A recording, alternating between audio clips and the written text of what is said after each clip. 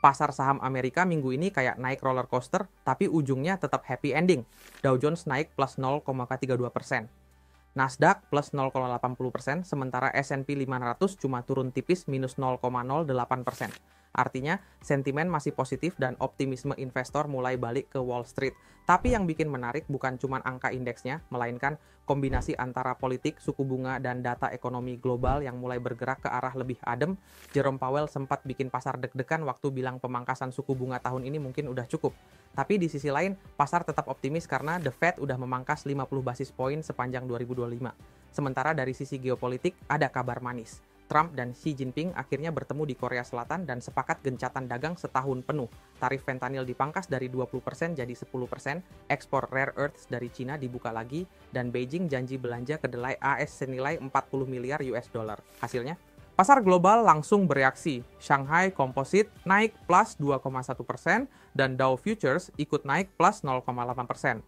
Kalau dari sisi ekonomi makro, The Fed resmi turunkan suku bunga 25 BPS ke 3,75 hingga 4%.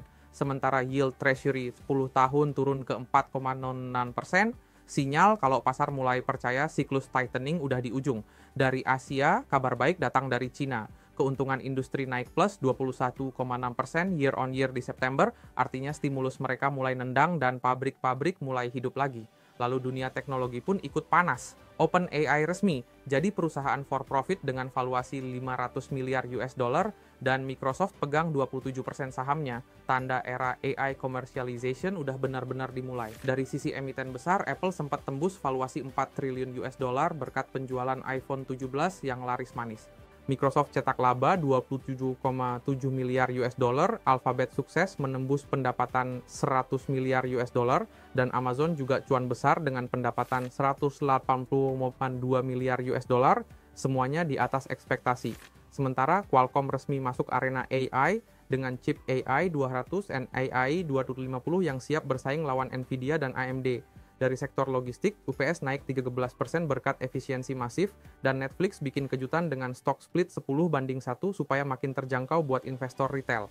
Dan tentu saja Berkshire Hathaway kembali jadi simbol kehati-hatian. Laba 30,8 miliar US dollar dan kas rekor 361,7 miliar US dollar. Buffett sepertinya lagi nunggu momen besar berikutnya. Kalau ditarik benang merahnya, pasar lagi menuju fase stabil optimism, perang dagang mulai reda, The Fed lebih hati-hati, dan Big Tech kembali mendominasi lewat AI and Cloud. Tapi buat investor, ini saatnya lebih selektif, fokus ke perusahaan yang kuat di fundamental, punya arus kas sehat, dan posisi strategis di ekosistem AI global. Ajaib semua bisa.